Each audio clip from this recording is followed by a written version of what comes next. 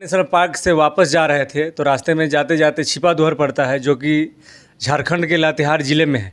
वहाँ पर जा रहे थे मुझे पता चला कि इस क्षेत्र के उभरते सितारे एक बहुत ही शानदार गायक जो इस क्षेत्र में अपना परचम लहरा चुके हैं और अभी एक अच्छे अच्छे गाना लेकर इस क्षेत्र को नाम रोशन कर रहे हैं। उनका नाम ललन यादव है। मुझे पता चला कि उनके गीतकार जो बैजू जी है भारतीय रेल में कार्यरत हैं, उनके आवास पर उनका एक मीटिंग चल रहा था। तो कुछ लोगों ने बताया कि यहाँ पर आज ललन जी आए हुए हैं, तो हम रुक कर उनसे बात करने का प्रयास किए हैं और अभी थोड़ी देर में हम चाहते हैं कि ललन जी से जाकर कुछ बात करें।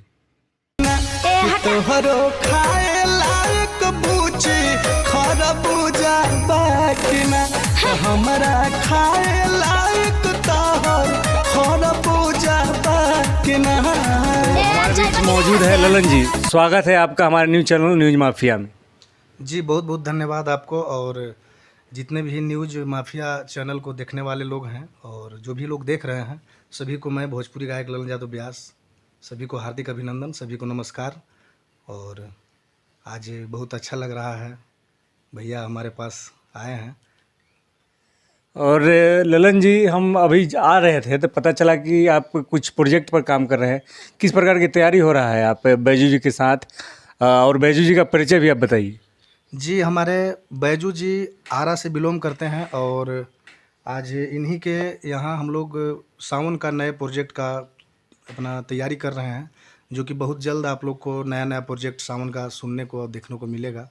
और आज हम लोग यही पर्पज़ से यहाँ पे बैठे हैं और इसी बीच अपना तैयारी हो रहा है। बहुत जल्द हम लोग का काम आगे बढ़। आपका जो ये बोलबम का गाना है, इससे पहले भी आप कुछ लाए थे बोलबम का गाना? जी बहुत सारा गीत आया है, बोलबम, देवी गीत, लोकगीत, बहुत तरह से एक दो बोलबम जो पुराना आपका है दर्शकों के लिए जी पिछले साल मेरा एक गीत आया था जो कोरोना काल में हमारा देश जूझ रहा था और उसी मैटर में हमने भगवान भोलेनाथ से एक अर्जी लगाया था गीत के माध्यम से, जो हमारे बैजू सर जी गीत को लिखे थे अपने कलम से और बहुत अच्छा पब्लिक को पसंद भी आया था।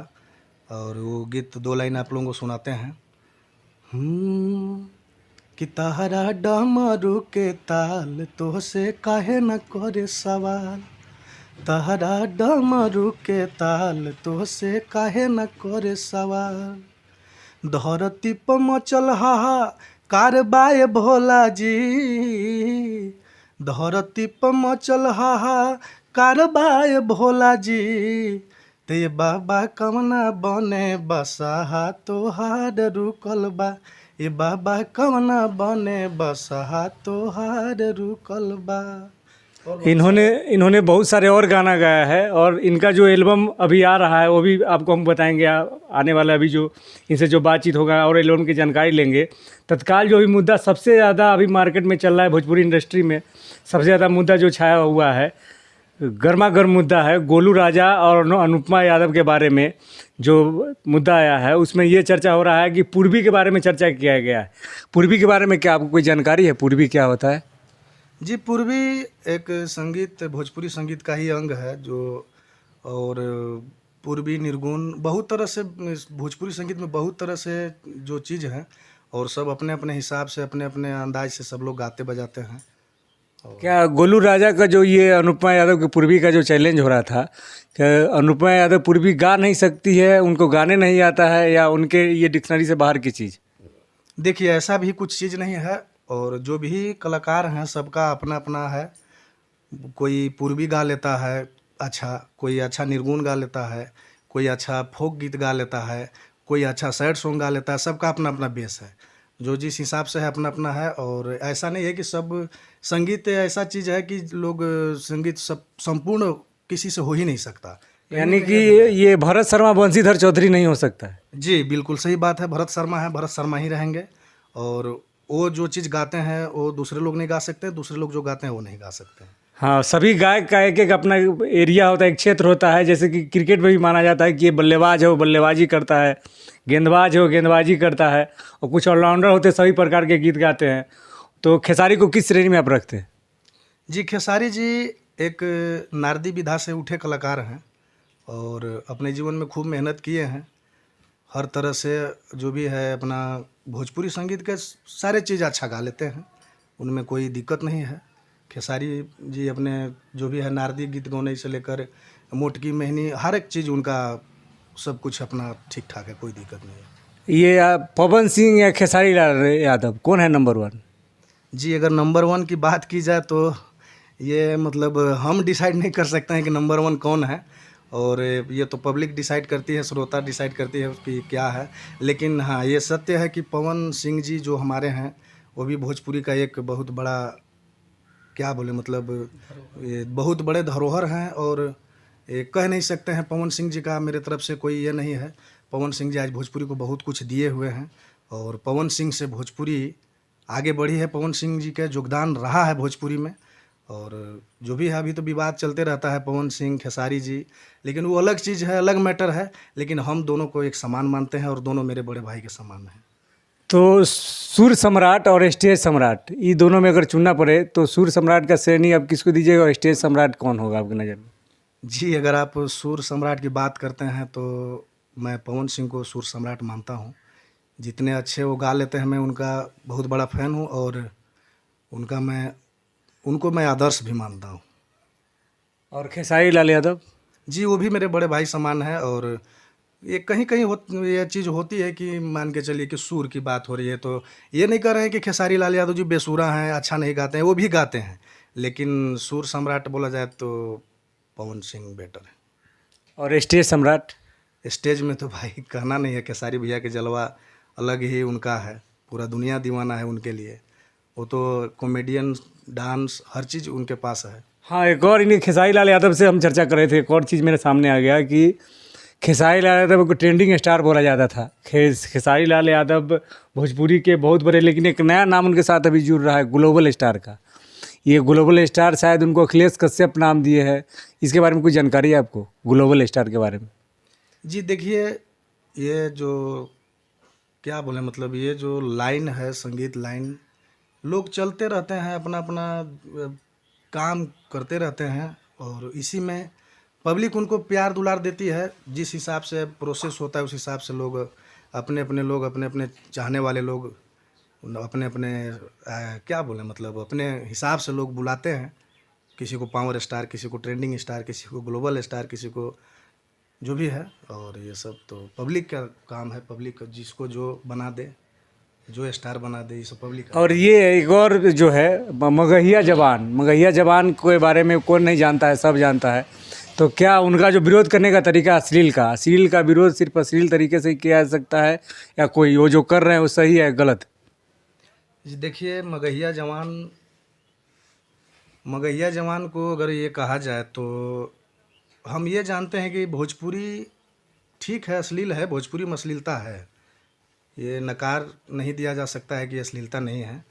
काहे कि कहा गया है कि हर जगह कोई भी चीज़ हो, कहीं भी हो, तो गुण और अवगुण हमेशा साथ रहता है। कहते हैं लोग सिक्के के दो पहलू होते हैं, तो अश्लीलता है भोजपुरी में, ये सही बात है। लेकिन सिर्फ अश्लीलता ही नहीं है, भोजपुरी में बहुत अच्छे अच्छे फिल्म, बहुत अच्छे गीत भी हैं।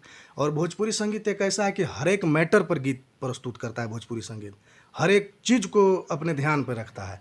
लेकिन रही बात कि आप सिर्फ अगर अश्लीलता को ही टारगेट करके उसी को बजा के, उसी को सुना के प्रमोट करते हैं और उसी को ज़्यादा ये करते हैं, तो कहीं ना कहीं उसमें एक सिर्फ गायक ही दोषी नहीं है और गीतकार ही दोषी नहीं है, गायक भी दोषी है, गीतकार भी दोषी है, और साथ ही साथ श्रोता भी दोषी है। और इसके लिए मगहिया जवान का जो विरोध करने का जो तरीका है वो मैं गलत मानता हूँ। इसलिए कि आप यदि जिस गाने को, जिस अश्लील गीत को जितना समय देते हैं अपने प्लेटफॉर्म पर, प्रमोशन करते हैं, ये गा दिया, वो गा दिया, ये कर दिया, उसको गाली दे दें, उसको ये कह दें, उससे अच्छा अगर आप अच्छे अच्छे गीतों को वहाँ लाकर अपने प्लेटफॉर्म पर सुनाएंगे कि फलाने ने इतना अच्छा गा दिया, फलाने को तारीफ़ करेंगे, ये काम अगर आप करते हैं तो शायद सब कलाकार को एक अलग मन में जगेगा, ये लालसा होगा कि हम भी कुछ अच्छा करें, कि मगहिया जवान जैसे लोग या और बहुत सारे प्लेटफॉर्म के लोग हमें भी उस प्लेटफॉर्म पर सम्मान दें, कदर करें। और जब अश्लीलता को ही आप दिखाते हैं तो कहीं कहीं ये स्टार बनने का भी होड़ लगा हुआ है। कहीं कहीं ये भी तो लोग सोच लेते हैं कि हम भी कुछ ऐसा ना अश्लील गाते हैं कि मेरे पीछे पीछे भी लोग घूमें और मेरा भी गाना को प्लेटफॉर्म पर गाली ही सही, लेकिन गाली देकर ही मेरा गाना को भी प्रमोट करें। ये भी एक क्या बोले मतलब विपरीत रिजल्ट आता है इसका। और आजकल भोजपुरी में एक और चीज़ जातिवादी, जैसे टुनटुन यादव सिर्फ यादव के लिए गाते हैं, छोटू चिंगारी सिर्फ बबुआन के लिए गाते हैं, एक नया संतोष रेणु यादव है, वो है से वो भी जातिवाद, यादव के लिए सिर्फ यादव के नाम पर ये वो अनाप शनाप बोल के मार्केट में बचे हुए हैं, पैसे कमा रहे हैं, मिलियन पर मिलियन व्यू उनको मिल रहा है। तो वह सब क्या जातिवाद जो नया ट्रेंड शुरू हुआ है, क्या सही है भोजपुरी के लिए, भोजपुरी के विकास के लिए? जो हाल में ही भोजपुरी वर्ल्ड का सबसे 1 नंबर पहुंचा था ट्रेंड करते हुए, क्या इस प्रकार के लोग के कारण भोजपुरी बदनाम हो रहा है, या भोजपुरी में इस प्रकार के लोगों को साइडलाइन कर देना चाहिए जो जात पात करते हैं? देखिए, जातिवाद की जहाँ तक बात है तो हम ये जानते हैं, जितने दिन से मतलब मेरा सूझबूझ है, जातिवाद के गीत पहले भी आया करता था भोजपुरी भी। ये नहीं कि इन लोग चिंगारी, छोटू चिंगारी, संतोष रेणु यादव या टुनटुन यादव इन लोग आए हैं तो जातिवाद हो रहा है। पहले भी लोग गाते थे, और लेकिन थोड़ा सा ज़्यादा हो गया है, फिलहाल बहुत ज़्यादा हो गया है। और ये समाज में तो खैर दुष्प्रभाव है इसका, ऐसा नहीं होना चाहिए।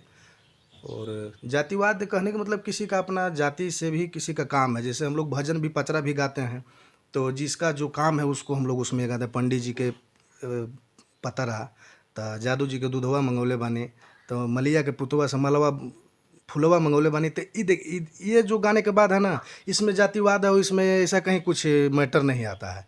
लेकिन अभी जो है कि जादू जी के बेटा फलना जाति के बेटी फलना के ये जो लोग करते हैं, ये खराब चीज़ है। जातिवाद गाना तो पहले से ही आ रहा था, आज ये कोई नया नहीं है, पहले भी लोग आए हैं। एक दूसरे जाति के रितेश पांडे जी भी देखिए कि वो पांडे जी हैं, लेकिन फिर भी यादव जाति का गीत गाए। जादू जी के चौकी टूट गई। पवन सिंह जी भी गाए थे, 16 बरस के खजनवा कैले जादू जी ने वनवा। तो जातिवाद है, तो एक मनोरंजन के दृष्टिकोण से अगर गाएँ तो अच्छा है, किसी को टारगेट करके अगर गाएँ तो अच्छा नहीं है। हाँ बिल्कुल, आपका कहना सही है कि जातिवाद गाना ऐसा ना हो कि टारगेट कर किसी जाति को नीचे दिखाने का प्रयास या श्रेष्ठ दिखाने का प्रयास, या कुछ ऐसा नहीं कि आप सिर्फ मनोरंजन की दृष्टि से गा सके। तत्काल इस मुद्दे पर हम लोग बात कर रहे थे। अब इनसे हम ये जानना चाहते हैं कि आपका जो बोलबम का एल्बम आ रहा है, क्या कुछ आप दर्शकों को बताना चाहेंगे किस प्रकार का एल्बम आ रहा है? जी, बहुत बढ़िया बढ़िया गीत आएगा बोलबम का। और उसमें हम लोग का हमेशा यही मतलब कोशिश रहता है कि जो भी हम लोग भजन गाते हैं, या बोलबम का हो, या छठ गीत हो, या देवी गीत हो, भजन को भजन के ही तरह गाया जाना चाहिए। और ये नहीं कि भजन में भी ये जीजा साली फलाने ढकाने, छोला ब्याह मैरिज, ये सब चीज़ हम लोग नहीं गाते हैं। और ये इसी टाइप से मेरा जो भी बोलबम गीत आएगा, बस भजन तो भजन ही आएगा। और अभी तक के कितना गाना अभी तक गा चुके हैं? अभी तक लगभग 100 एल्बम प्लस मैं गीत गा चुका हूँ। आपका सबसे सुपर हिट गाना? सुपर हिट ऐसे कहा जाए तो ये मतलब जिस टाइप से अभी के लोग जिसको सुपर हिट मानते हैं, उस टाइप से तो मेरा सुपर हिट नहीं है। कहने का मतलब है कुछ गा दिए और ज़्यादा व्यू चला गया, या लोग उसको मजाक में ही बजाए तो उसको सुपर हिट बोलते हैं। जैसे बहुत सारे गाना अभी जैसे अभी अश्लीलता के बारे में आप डिस्कस किए, तो यहीं से एक सवाल भी खड़ा होता है कि सुपर हिट तो, लेकिन ये कहा जा सकता है कि सुपर हिट अश्लील चाहे कुछ हो ये करके जो कि खूब बज गया, चर्चा में है, तो ऐसा तो नहीं। लेकिन बहुत सारे गीत हैं जिसको पब्लिक ने सराहा है और बहुत सारा प्यार दुलार दिया है। और जो भी लोग हमारे गीत सुनते हैं, सब लोग सराहते हैं, सपोर्ट करते हैं, सब लोग का आशीर्वाद मिलता है।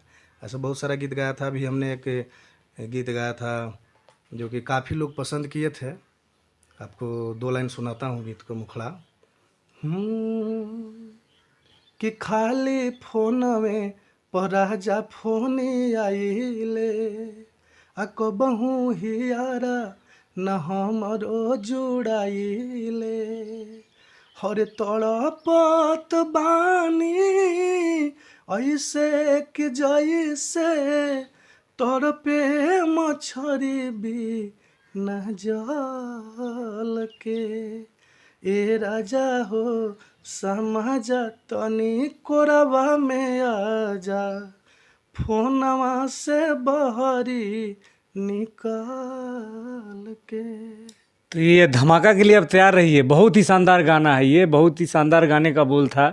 बहुत अच्छा लगा जब बिना सुर बिना म्यूजिक के ये जब ये अभी गा रहे थे तो इतना अच्छा लगा।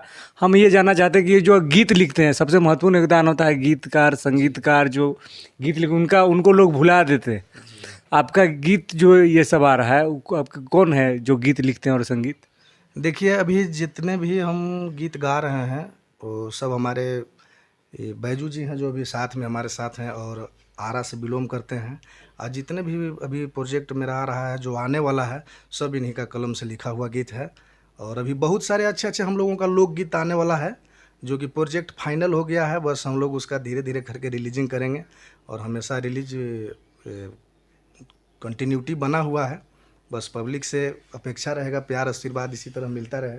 और हमारे बैजू सर ही हैं जिनका सारे गीत लिखा हुआ है। तो बैजू सर से भी हम बात करने की कोशिश करेंगे। और इनके बारे में, बैजू सर जो आरा छपरा के जो लोग हैं उनके बारे में कहा जाता है कि सरस्वती उनके घरे घर खोजले चलती कि कहाँ सरस्वती, कौन सा लोग को हम बुलाएं। यानी कि आरा छपरा जितने सब बड़े सुपर स्टार सब है भोजपुरी के, सब आरा और छपरा से ही आते हैं। और इन्होंने अपने कलम की ताकत से इनको एक पहचान देने में महत्वपूर्ण भूमिका निभाई है।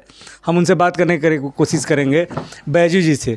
हाँ सर, आप जी, सबसे पहले आपके चैनल को देखने वाले सभी श्रोता को मेरा नमस्कार है। और मैं बैजू उर्फ लवराज एक छोटा मोटा राइटर हूँ। और अपना कैरियर का शुरुआत हम प्रमोद प्रेमी जी के साथ किए थे। सबसे पहले प्रमोद जी के लिए हम गीत लिखते थे, फिर मेरा रेलवे में जॉब हो गया और हम यहाँ हैं। फ़िलहाल हमारे सबसे दिल के करीब रहने वाले हमारे ललन जी हैं, हम इनको गीत लिखते हैं। और बाकी बहुत लोग के लिए गीत लिखते हैं, हम ऐसा कुछ नहीं है, मतलब इनके लिए पर्सनल तो लिखते ही हैं, लेकिन हम बहुत लोग के लिए जो मेरे पास आता है गीत के लिए उसको लिख के हम देते हैं गीत। तो अभी के समय में जो गाना गाते गायक है उनको तो स्टार्टअप मिल जाता है, गीतकार को पता नहीं चल पाता है। उसको एक तरह से गीतकार को दफना दिया जाता है, पता ही नहीं चलता कि गीतकार कौन थे, गीत कौन लिखा। मार्केट में गीतकार को लोग एक समय के बाद ऐसा आता है कि फॉर्च्यूनर चलने लगते हैं गायक, और गीतकार रिक्शा पे आ जाते हैं। क्या कारण? देखिए, ये कोई नया बात नहीं है, ये सदियों से चलते आ रहा है। और हम स्टारडम के लिए गीत नहीं लिखते हैं, वो जो है लिखा जाता है। जैसे हमको गीत लिखने में बहुत लोग रोकता भी है कि आपको लिखना नहीं है, लेकिन ये लिखते नहीं है, हम लिखा जाता है भाई गीत हमसे। तो क्या करें, अब हम फॉर्च्यूनर पे चढ़े न चढ़े कोई मतलब नहीं है, कलम अपने आप दौड़ता है।